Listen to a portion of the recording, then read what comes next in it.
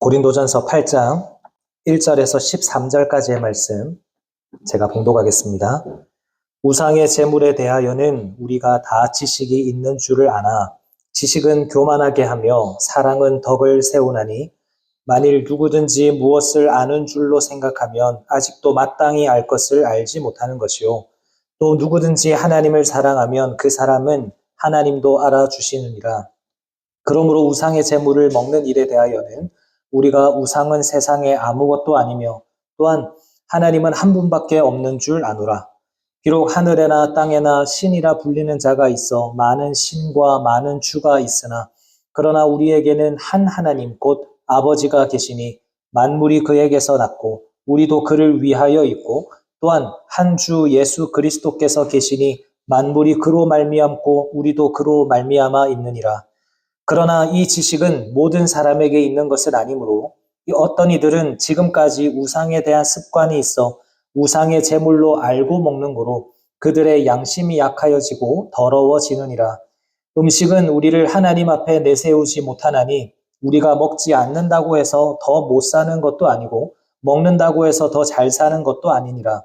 그런즉 너희의 자유가 믿음이 약한 자들에게 걸려 넘어지게 하는 것이 되지 않도록 조심하라. 지식 있는 네가 우상의 집에 앉아 먹는 것을 누구든지 보면 그 믿음이 약한 자들의 양심이 담력을 얻어 우상의 제물을 먹게 되지 않겠느냐. 그러면 내 지식으로 그 믿음이 약한 자가 멸망하나니 그는 그리스도께서 위하여 죽으신 형제라. 이같이 너희가 형제에게 죄를 지어 그 약한 양심을 상하게 하는 것이 곧 그리스도에게 죄를 짓는 것이니라. 그러므로 만일 음식이 내 형제를 실족하게 한다면 나는 영원히 고기를 먹지 아니하여 내 형제를 실족하지 않게 하리라. 아멘.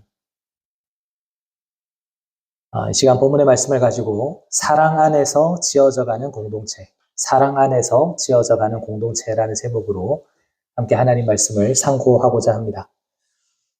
우리는 이번 주 새벽기도의 말씀을 통해서 마지막 때를 살아가는 성도가 우리의 일상의 공간과 시간을 어떻게 바라보아야 하는가 하는 것을 함께 살펴보았습니다. 우리의 삶은 하나님께서 주신 선물이고 또 우리의 가정은 거룩한 울타리이고 또 우리가 살아가는 모든 환경은 내가 파송을 받은 선교지다라고 말씀을 드렸습니다. 그리고 다가올 하나님 나라를 바라보면서 이 세상에 매이지 않는 초월적인 삶을 우리가 살아가야 한다라는 것도 함께 살펴보았는데요. 이제 오늘 본문이 8장으로 넘어가면서 바울은 고린도 교회 성도들이 직접 질문했던 또 다른 주제인 우상의 제물에 관한 문제에 대해서 이야기하기 시작합니다.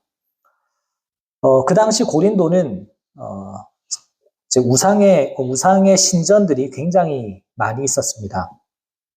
그리고 신전에서 제사 드려진 고기들은 제사장의 몫을 제외하고는 대부분 시장의 싼값으로 유통이 되거나 아니면 그 신전에 딸려있는 식당들이 있었는데 그 식당에서 주로 소비가 되고 사용이 되었습니다. 그러다 보니까 고린도 교회 성도들은 일상에서 고기를 사서 먹거나 이웃과의 중요한 모임에 갈 때마다 심각한 신앙의 갈등을 경험했습니다. 우상에게 바쳐졌던 이 제물을 과연 그리스도인인 내가 먹어도 되는가 하는 것이죠. 여러분 이럴 땐 어떻게 해야 합니까? 우상에게 바쳤던 제물을 먹어도 되나요? 이 문제를 두고 고린도 교회는 두 부류로 나뉘어졌습니다. 한 부류는 우상이라는 존재는 아무것도 아니기 때문에 그리고 모든 음식은 하나님이 주신 선한 것이기 때문에 자유롭게 먹고 마셔도 괜찮다. 이런 확고한 신앙적인 지식을 가진 소위 믿음이 강한 사람들이 한 부류 있었습니다. 그런데 또 다른 한 부류는 그 이방 신전에서의 오랜 습관과 또 관성 때문에 고기를 먹을 때마다 양심의 가책을 느끼는 거예요. 내가 우상 숭배했었던 그 과거가 떠오르면서 그 우상 신전에 바쳐졌던 이 재물을 지금 내가 먹는 것이 옳은가라는 가책이 많이 느껴지는 겁니다. 이런 부류들은 소위 믿음이 연약한 자들이죠. 문제는 지식이 있다라고 생각하는 이 믿음이 강한 자들이 믿음이 약한 지체들의 마음이나 상태를 고려하지 않고 자신들의 자유와 권리만을 주장하면서 마구 행동했다라는 것입니다. 아무렇지 않게 신전에 있는 식당으로 가서 제물로 바쳐진 고기를 사 먹는다든지, 믿음이 연약한 자들에게 믿음이 약하다라고 이야기하면서 너희도 이것을 같이 먹으라라고 권한다든지, 이렇게 자기 마음대로 행동들을 하다 보니까 결국 연약한 지체들이 실족하고 교회를 떠나는 일이 벌어지게 된 겁니다. 여러분, 이 모습은 우리의 모습과도 많이 닮아 있습니다. 요즘처럼 성경에 대한 가르침이 풍성하고 성경 공부 프로그램이 많이 있고 성경에 대한 정보가 넘쳐나는 시대는 지금까지 없었습니다. 우리는 관심만 가지고 있다면 무엇이 옳고 그른가라고 하는 정답, 그 신앙적인 지식을 많이 얻을 수 있어요. 그런데 이상하게도 교회 안에서는 그 옳음을 증명하려다가 지체들에게 상처를 주게 되고 나의 자유를 주장하다가 공동체가 갈라지는 아픔이 생기더라는 것입니다. 내가 가진 지식이 영적인 교만함이 되어서 다른 사람을 정죄하는 무기가 되어버리는 거죠.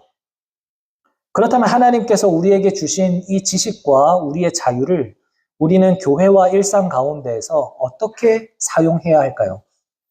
이 시간 함께 바울의 권면을 살펴볼 때에 형제를 살리는 참된 사랑의 자유가 무엇인지를 깨닫고 사랑이 넘치는 교회로 우리 모두가 함께 든든히 세워져가는 은혜가 있기를 간절히 바랍니다. 먼저 첫째로 우리가 지식과 자유를 사용하는 방법은 지식보다 사랑을 앞세우라는 것입니다. 지식보다 사랑을 앞세워야 돼요.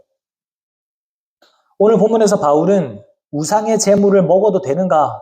라는 그 질문에 대답을 하면서 먼저 이른바 믿음이 강하다라고 말하는 사람들이 가진 그 신학적인 지식을 언급합니다.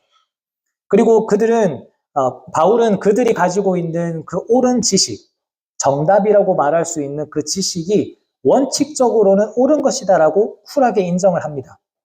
4절을 보실까요? 그러므로 우상의 제물을 먹는 일에 대하여는 우리가 우상은 세상에 아무것도 아니며 또한 하나님은 한 분밖에 없는 줄 아노라. 고린도 교회 성도들, 그 가운데에서 믿음이 강한 자들이 가지고 있었던 지식은 아주 정확한 성경적인 지식이었습니다. 당시 고린도 사람들을 비롯한 이방인들은 우상이 엄청난 힘을 가진 진짜 신이라고 믿었고 그 제물에도 그 우상의 신비한 힘이 깃들어 있다라고 여겼습니다. 하지만 바울과 아볼로를 통해서 참된 복음과 진리를 듣게 된 이 고린도 교회 성도들은 이 우상이 인간의 마음에 의해서 임의적으로 만들어진 헛된 것이라는 것을 알게 되죠. 그래서 바울은 5절과 6절에서 이 진리를 더 선명하게 강조합니다. 세상 사람들은 수많은 신들이 있다 믿지만 구원받은 우리에게는 만물의 시작이 되시는 하나님 아버지와 우리의 유일한 중보자 되시는 예수 그리스도만 계신다라고 강조를 합니다. 우주 만물을 다스리시는 분은 오직 하나님 한 분뿐이시기 때문에 그 가짜 우상 앞에서 100번, 1000번 고기를 바쳤다고 한들 그 고기 안에 그 우상의 어떤 영적인 부정함이 깃들지를 않는다라는 거죠. 그래서 바울은 8절에서 음식은 우리를 하나님 앞에 내세우지 못한다라고 이야기합니다. 그러니까 무엇을 먹거나 먹지 않는 이런 식습관 자체가 하나님 앞에서의 우리의 어떤 신앙적인 가치나 구원을 결정하지 않는다라는 거예요. 그러니까 먹는 것으로 우리가 구원을 받고 못 받고가 아니라는 거예요. 고기는 그저 하나님이 창조하신 음식일 뿐이다라는 것을 바울은 강조하고 있습니다. 자, 여기까지 보면 고린도 교회에 있었던 그 믿음이 강한 자들이 가지고 있었던 그들의 지식은 전혀 틀린 것이 없었죠. 그런데 왜 바울은 이들에게 칭찬 대신 경고를 하고 있을까요? 아무리 옳은 지식을 가지고 있더라도, 아무리 맞는 말이라고 하더라도 그 지식을 사용하는 방법이 틀렸기 때문입니다. 그들은 그 지식을 가지고 자신을 높이고 자신을 교만하게 만드는 데 사용을 합니다. 하지만 그 바울은 이 지식을 어떻게 사용해야 한다라고 말합니까? 1절 하반절을 보시면 지식은 교만하게 하며 사랑은 덕을 세우나니 라고 말하죠. 여기서 교만하게 한다라고 하는 이 말은 헬라어로 PCOO라고 하는데요. 바람을 잔뜩 불어넣어서 풍선처럼 부풀어 오르게 한다. 이런 의미입니다.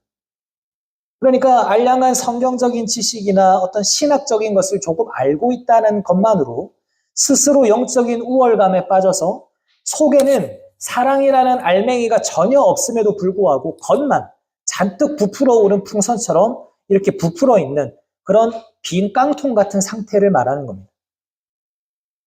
여러분, 우리는 흔히 내가 성경에 대한 지식을 많이 알고 있고 내가 교리적으로 틀리지 않다면 나의 신앙이 훌륭하다라고 생각합니다. 지식적인 믿음이 곧 나의 믿음의 수준이다라고 생각을 하는 거죠. 그런데 그것 아십니까? 야고보서 2장 19절 말씀을 보면 이런 말씀이 있습니다. 네가 하나님은 한 분이신 줄을 믿느냐? 잘하는도다. 귀신들도 믿고 떠느니라.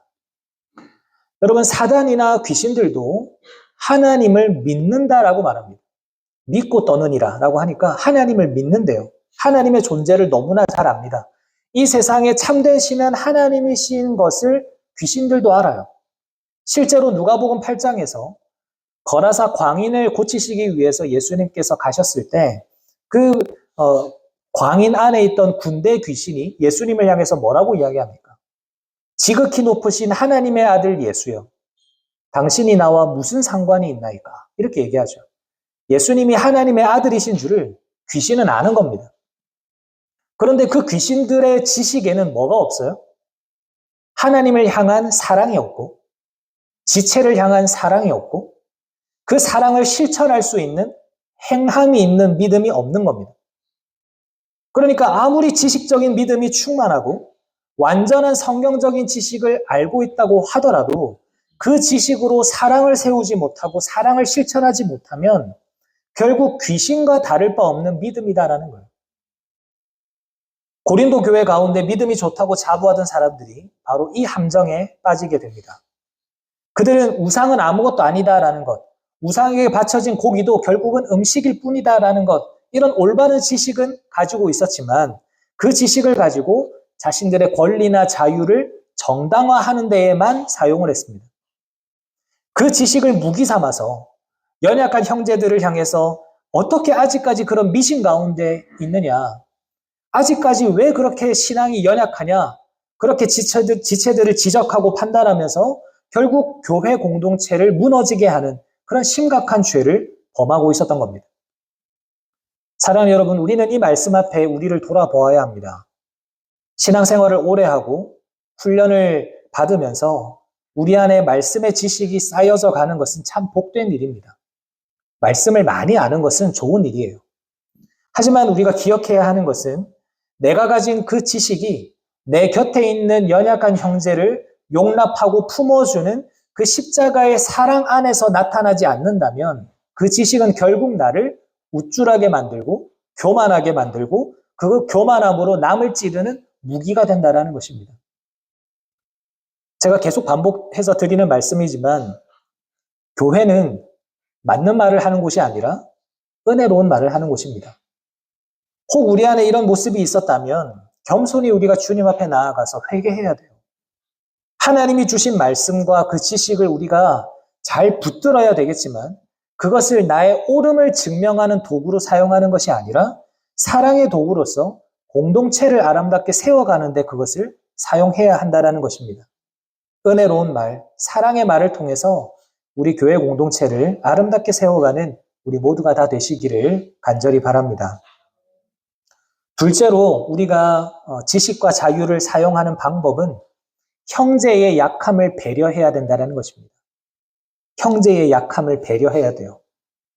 아까 우리는 우상은 아무것도 아니고 우상에게 바쳐진 고기도 그저 음식일 뿐이다 라는 말씀을 확인했었죠. 그런데 바울은 곧장 7절에서 우리가 마주해야 할 또 다른 현실을 이야기합니다. 7절을 다 같이 한번 읽어볼까요? 7절 말씀입니다. 시작. 그러나 이 지식은 모든 사람에게 있는 것은 아니므로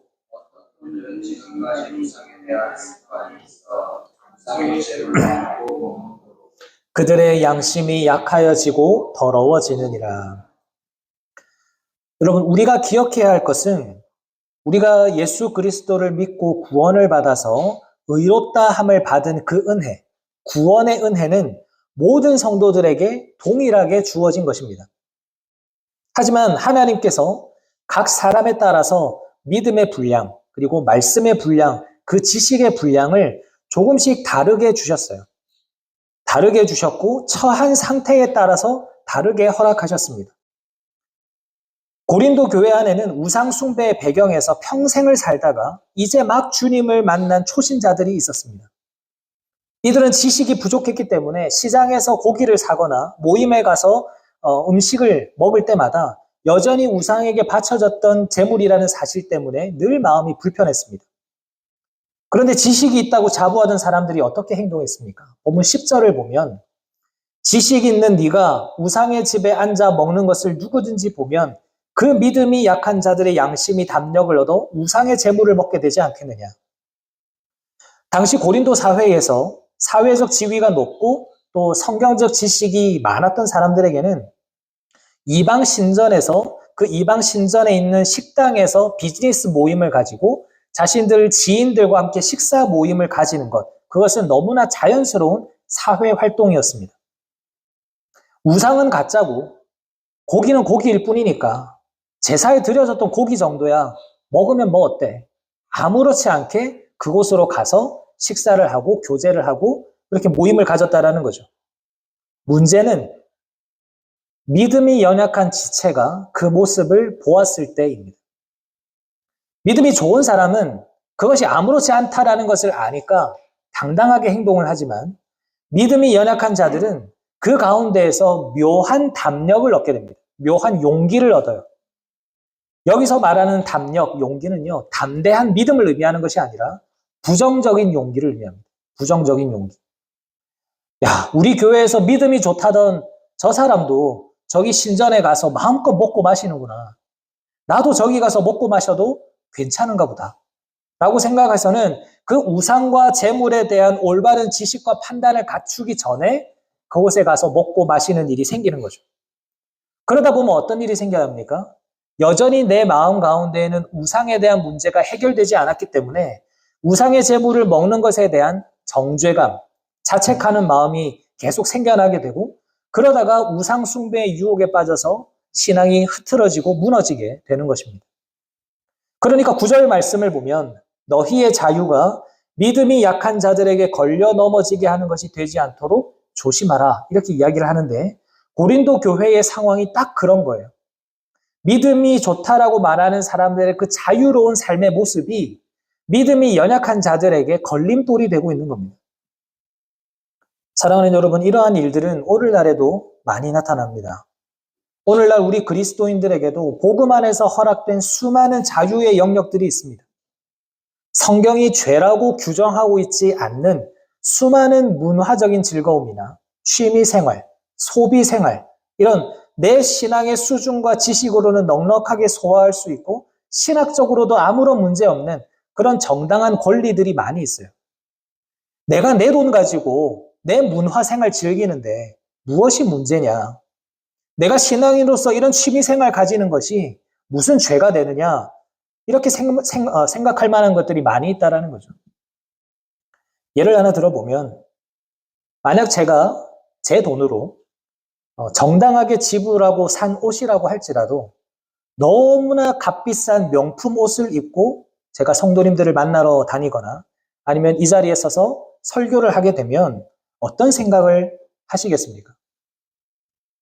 제가 좋은 옷을 입고 비싼 명품을 입는 것 자체가 죄는 아니죠.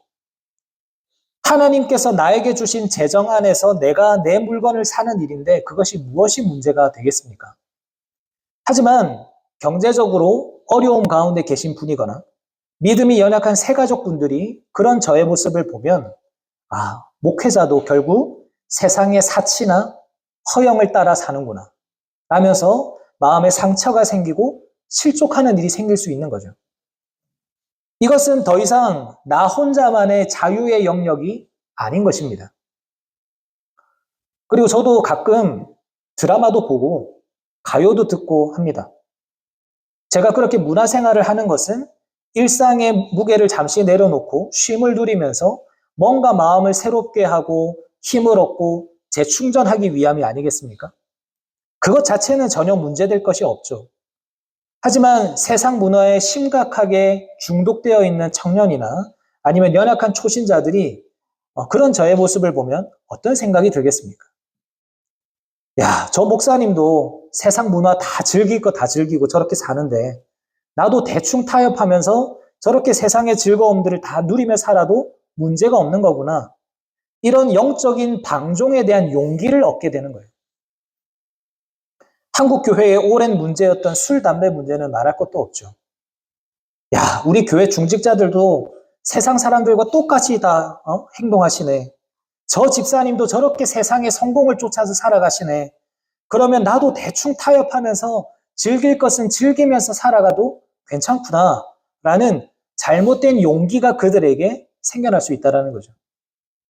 내 신앙을 생각하다가 다른 형제들의 신앙을 배려하지 못한다면 우리는 우리의 자유로운 신앙의 모습을 가지고 다른 지체들을 걸려 넘어지게 만드는 걸림돌이 되는 겁니다.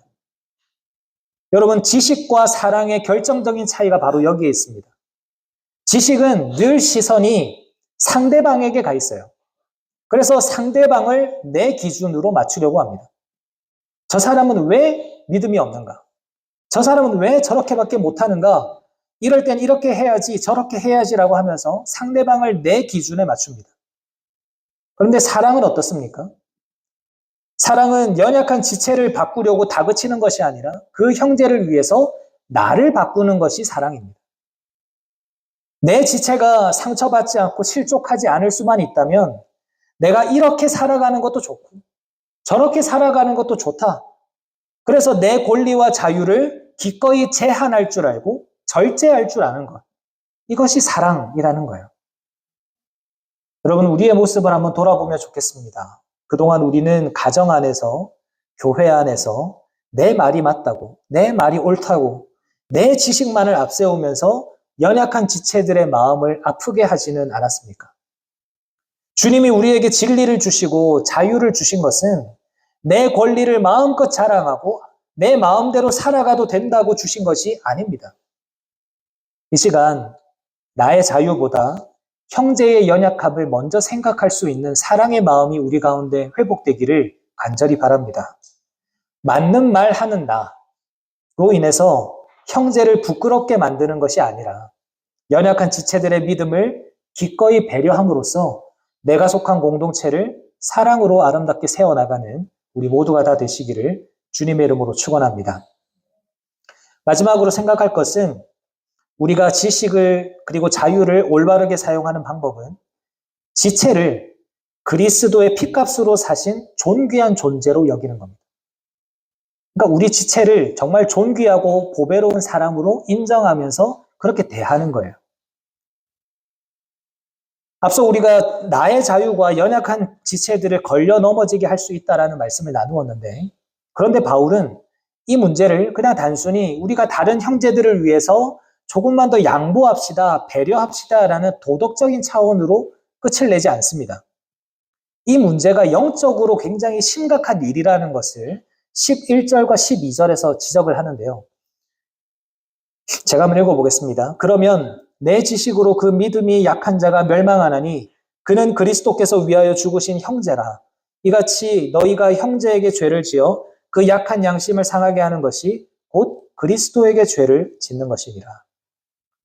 내가 내 지식을 앞세우고 내 권리와 자유를 고집하다가 믿음이 약한 지체를 혹여라도 실족하게 한다면 그것은 단순히 인간관계 속에서 기분을 상하게 한 정도가 아니라는 겁니다. 지금 너가 너의 잣대로 상처를 준 저 사람이 어떤 사람인지 아느냐? 그는 예수 그리스도께서 십자가에서 피 흘려서 그 피값으로 사신 너무나 존귀한 자다라는 것을 바울은 강조하고 있는 거예요. 그렇기 때문에 우리가 연약한 형제에게 죄를 짓고 그 마음을 상하게 하는 것은 결국 누구에게 죄를 짓는 것입니까? 예수님께 죄를 짓는 거예요.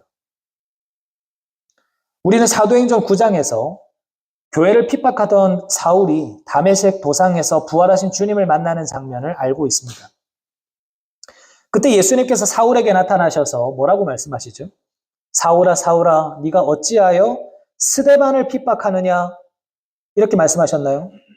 내 교회를 핍박하느냐 이렇게 말씀하셨나요? 아닙니다. 주님은 네가 어찌하여 나를 박해하느냐라고 말씀하셨어요.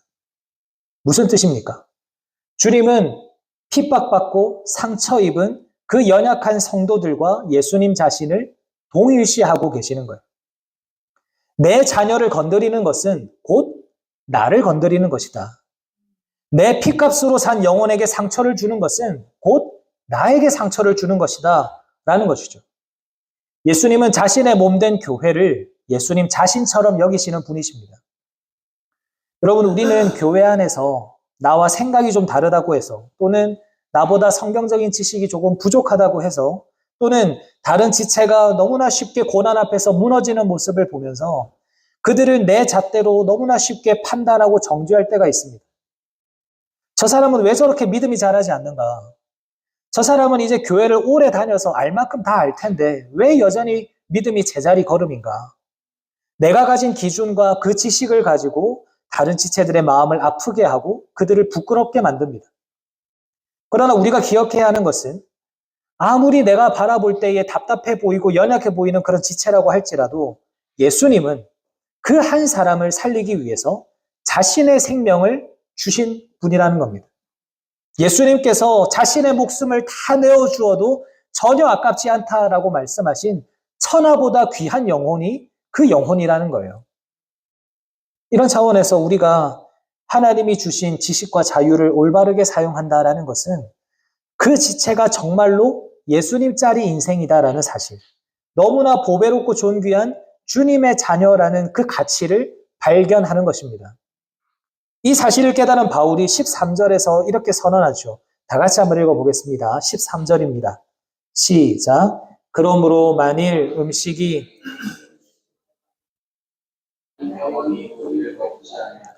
내 형제를 실족하지 않게 하리라. 여러분, 바울은 고기를 싫어하는 채식주의자가 아니었습니다. 바울이 고기를 싫어해서 이렇게 이야기하는 게 아니에요. 바울은 우상이 가짜라는 사실도 알았습니다. 고기를 마음껏 먹을 수 있는 신앙의 자유함도 있었어요. 하지만 바울이 뭐라고 선언합니까? 내가 고기를 먹는 것은 내 신앙 양식상 아무런 일이 되지 않지만 그럼에도 만약 내가 이것으로 인해서 예수님이 생명 바쳐 구원해낸 저 질체가 실족하게 된다면 나는 평생토록 영원히 고기를 먹지 않겠다. 여러분, 세상이 말하는 자유는 내가 하고 싶은 것을 내 마음대로 하는 것입니다. 내 마음대로 해야 자유라고 생각해요. 그래서 세상 끊임없이 내 권리를 주장하라고 너의 권리를 주장해라. 그러면서 네가 하고 싶은 것을 마음껏 해라.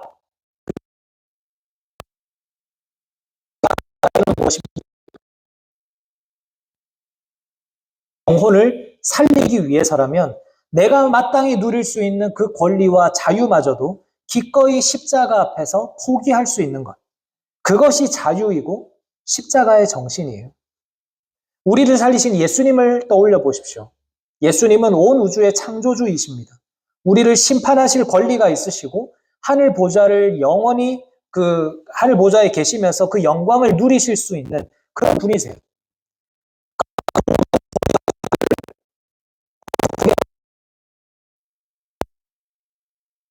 그리고 가장 낮아지셔서 자신을 철저하게 내어주심으로 우리 모두를 살려내셨습니다. 이처럼 예수님의 십자가 사랑으로 내 곁에 있는 지체를 존귀하게 대하는 것.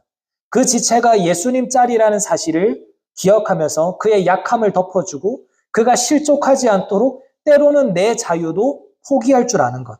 이것이 우리가 일상 속에서 지식과 자유를 사용하는 방법인 것입니다. 말씀을 마무리하겠습니다. 사랑하는 성도님 여러분, 우리가 신앙생활을 하면서 내가 맞고 네가 틀리다 라는 것을 증명하는 것보다 훨씬 더 중요한 것이 있습니다. 그게 뭐냐면 과연 우리가 함께 그리스도의 사랑 안에서 잘 지어져 가고 있는가 하는 것입니다. 오늘 우리는 고린도 교회의 모습을 통해서 우리에게 주신 지식과 자유를 어떻게 사용해야 하는지를 깨달았습니다. 우리가 가진 지식과 이 자유함은 나를 교만하게 만드는 도구가 아니라 형제를 살리고 사랑으로 덕을 세우는 도구가 되어야 합니다. 우리가 누리는 신앙의 자유는 내 마음대로 행동할 수 있는 권리를 말하는 것이 아니고 연약한 지체가 넘어지지 않도록 그 권리조차 내려놓을 수 있는 거룩한 포기로 나타나야 합니다. 그 이유는 내 곁에 있는 그 지체가 예수님께서 피값 주고 사신 너무나 존귀한 지체이기 때문입니다.